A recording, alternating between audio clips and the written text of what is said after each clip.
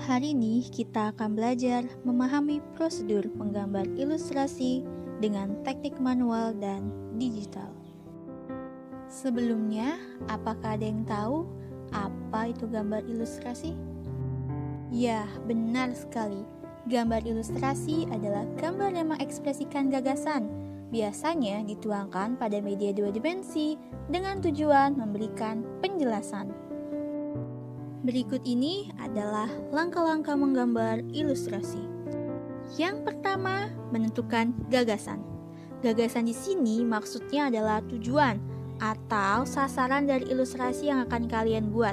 Misalnya untuk membuat ilustrasi buku pelajaran, buku cerita, sampul buku atau majalah, koran, atau dekorasi ruangan. Yang kedua adalah membuat sketsa. Wujud sketsa biasanya berupa gambar garis yang sudah membentuk objek. Cukup menggunakan pensil dengan goresan yang tipis. Yang ketiga adalah mewarnai. Pada bagian ini, kalian bisa mewarnai gambar kalian dengan menggunakan pensil warna, cat air, atau dengan krayon. Langkah selanjutnya adalah penyelesaian akhir, di mana pada bagian ini kalian akan mengamati gambar secara keseluruhan. Apabila masih ditemukan kekurangan pada gambar kalian, pada proses inilah kalian akan menyempurnakan gambar tersebut. Dalam menggambar ilustrasi terbagi menjadi dua teknik. Yang pertama adalah teknik manual dan yang kedua adalah teknik digital. Pada teknik manual dalam menggambar ilustrasi juga terbagi menjadi dua, yaitu teknik ring dan teknik basah. Teknik ring adalah teknik yang tidak perlu menggunakan pengenceran seperti air. Contohnya adalah pensil, pensil warna, krayon, dan spidol. Selanjutnya adalah teknik digital. Biasanya teknik ini menggunakan perangkat keras seperti komputer dan monitor sebagai media menggambarnya. Software yang biasa digunakan dalam menggambar teknik digital ada Adobe Photoshop, Adobe Illustrator, CorelDRAW, dan Adobe Animation. Selain itu, kalian juga bisa menggunakan software lainnya seperti AutoCAD, SolidWorks, 3D Max, Like5, SketchUp, dan lain sebagainya. Ini adalah contoh menggambar dengan menggunakan teknik digital. Pembahasan selanjutnya adalah objek menggambar ilustrasi. Objek yang pertama adalah manusia. Dalam menggambar manusia, perbandingan antar anggota tubuh yang digambar harus seimbang dan benar. Selain itu, proporsi dan anatominya juga harus diperhatikan. Proporsi adalah perbandingan bagian per bagian, sedangkan anatomi adalah kedudukan struktur tulang dan otot-otot yang menentukan besar kecilnya dan cekung cembungnya tubuh manusia.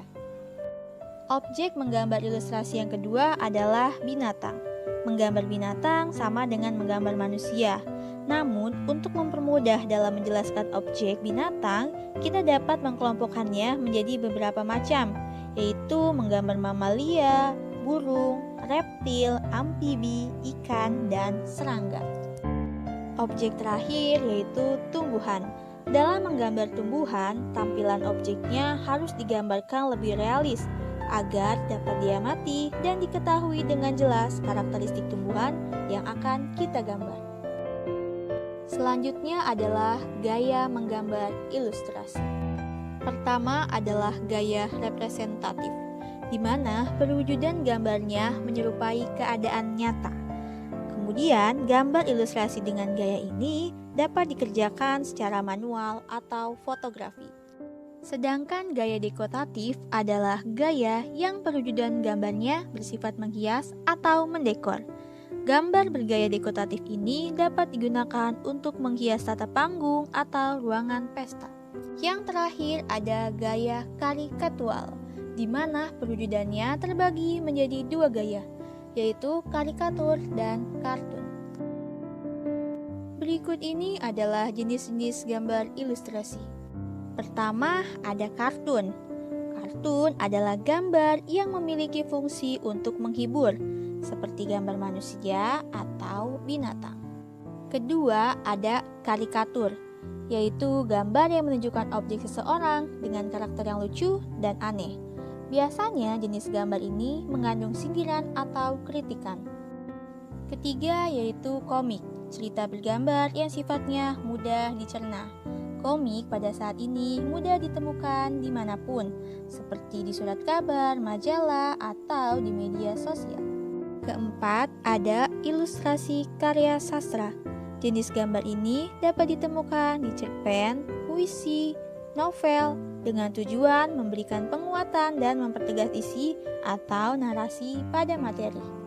Yang terakhir ada fignet, yaitu gambar ilustrasi berbentuk dekoratif yang berfungsi sebagai pengisi ruang kosong pada kertas narasi.